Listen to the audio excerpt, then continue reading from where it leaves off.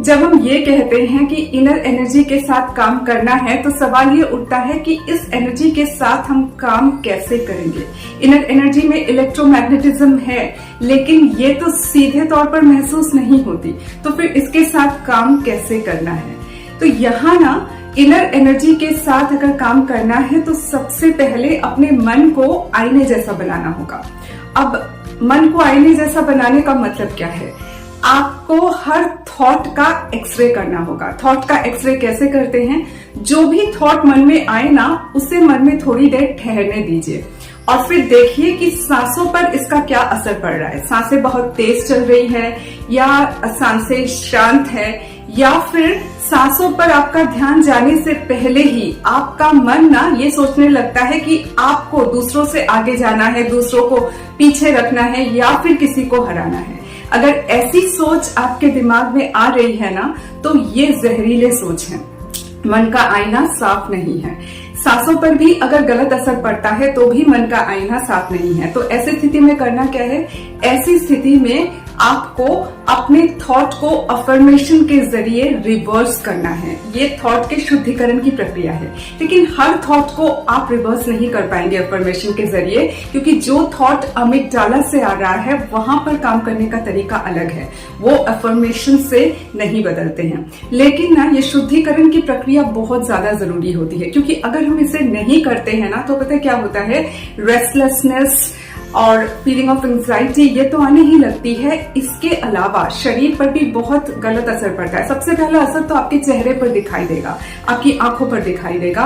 उसके बाद आपके शरीर में गलत हार्मोन्स तो सीक्रेट होने ही लगते हैं, जिसका असर धीरे धीरे, अगर क्रॉनिक रूप से ये होता रहा तो इसका असर धीरे धीरे आपके सिस्टम पर पड़ने लगता है।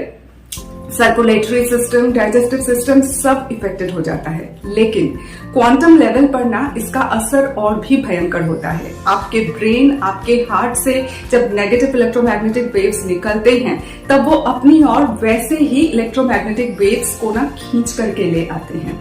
तब तो उसका असर पता नहीं चलता है, लेकिन बाद में इसकी बमबारी शुरू हो जाती है, इसका असर शुरू हो जाता है और हमको पता ही नहीं चलता कि अरे ऐसा कैसे हो रहा है, किस तरह से हो रहा है। फिर साइंटिफिकली देखा जाए तो होता क्या है कि यूनिवर्स में ना कोई भी जगह खाली नहीं है, सब जगह क्वांटम फील्ड्स हैं, जरा से भी जगह खाली नहीं है।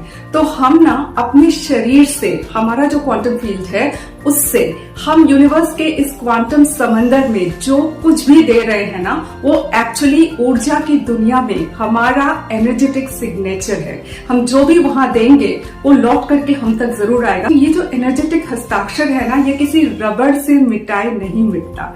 और यहाँ तो एनर्जी का नियम ही चलता है, और एनर्जी के नियम को हम समझ भी नहीं पाएंगे। क्यों? क्योंकि ये क्वांटम वर्ल्ड की घटना है।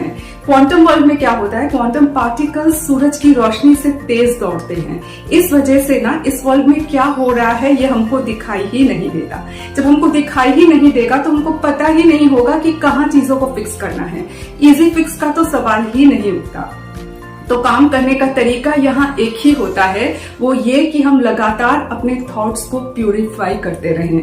हम लगातार अपने थॉट्स का एक्सरे करते रहे, देखें कि कौन सा थॉट सांसों पर गलत असर डाल रहा है। उसको रिवर्स करने की प्रक्रिया ना डेली लाइफ में हमें अपनाने की जरूरत है। अगर हम ऐसा करते हैं तो इनसिक्योरिटी, इरेशनल फियर, इन सब से बच सकते हैं। ऐसा ही है एनर्जी वर्ल्ड। जैसा हस्ताक्षर होगा हमारा एनर्जेटिक, वैसा ही परिणाम ये एनर्जी वर्ल्ड हमको देगा।